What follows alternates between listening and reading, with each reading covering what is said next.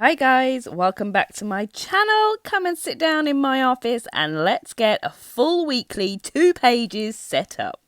I'm nursing a slight cold, so my apologies for sounding a little nasally. It's not COVID, don't worry, but you don't need to worry because we're not within 2 meters of each other. So I'm going in with a protractor and drawing out a centre circle because that's going to be my doodle, and then I'm going to add my frozen quote around the outside. So I'm going to take a pencil and go in with this quote. I'm going to faux brush letter it. So I'm using my pencil to build up each of those letters. The benefit is that I can make edits if I do something wrong, which you can't get if you go straight in with a brush pen. And I also then get to play around with being a little bit flourishy. If I don't like something, I can crucially rub it out, which makes me a lot happier. I can then work on how it looks, and I don't know the colours yet that I'm going to use. I know the colours in the doodle. The doodle's going to be from Frozen 2. It's going to be the little fire spirit, which I believe is called Bruni. So I know what his colours are. So until I've seen him coloured in, I don't know what colour I want this text to be.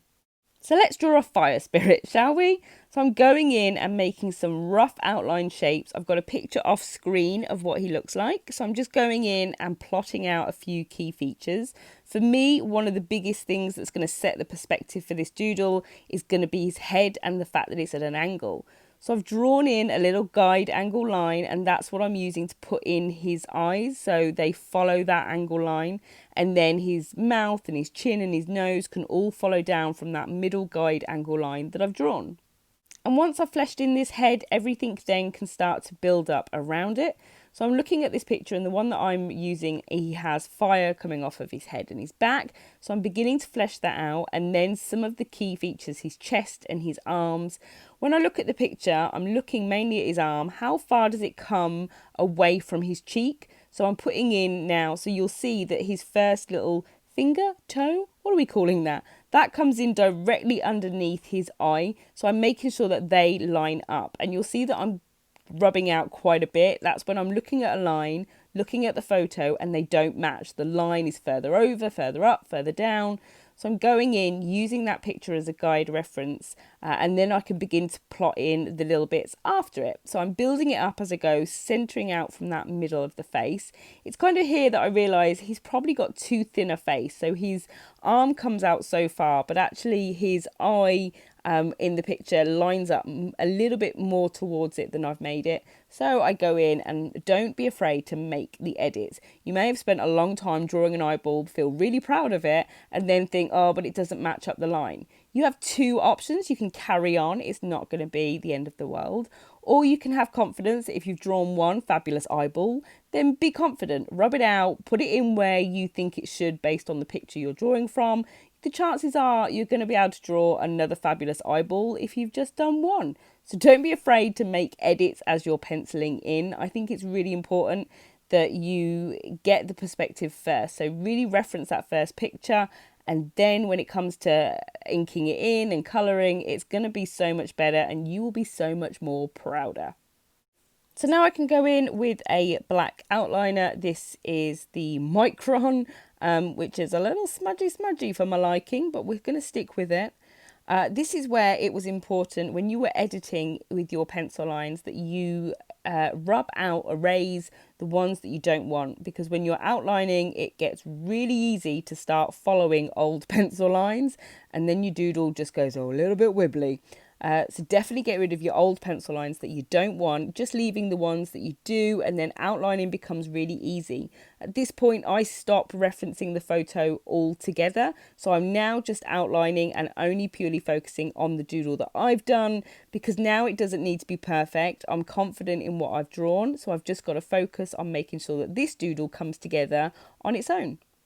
So I can then go in and outline the rest of the quote, and then go in and erase all of those pencil lines so that I'm ready to move on to this part of the weekly.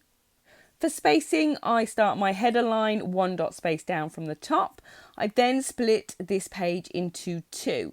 So on the left hand side, I've gone 8 dot spaces down, and I will go in and put in those headers. And then on the right hand side, I've given myself 2 dot spaces before I put the header in, and then I've gone down 8 spaces. So let's colour in a little fire spirit. So this doodle came about because I was desperate to doodle with pinks and blues for a spread.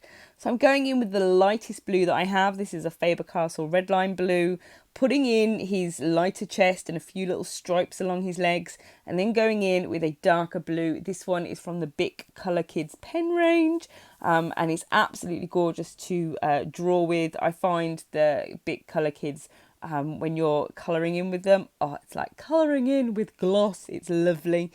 So I've got in with that, and then what I can do is go in and just add another layer of the same colour, so it kind of makes it look like I've used 4 blues. I've not, it's 2 blues, but by letting one layer dry and then going back over with another, you then get a little bit of depth, and you've actually only used 2 pens instead of 4.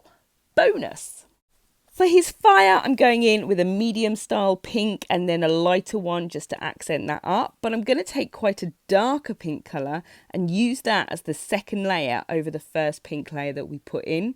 The reason being is it creates a slightly different pink, so that when I just use this pink on its own, it's not as dark. You can see that there's a distinction between the two. So it's just, again, building up lots of different pink tones so that it looks fiery-esque. And then I can go in with my Tombow just for the background.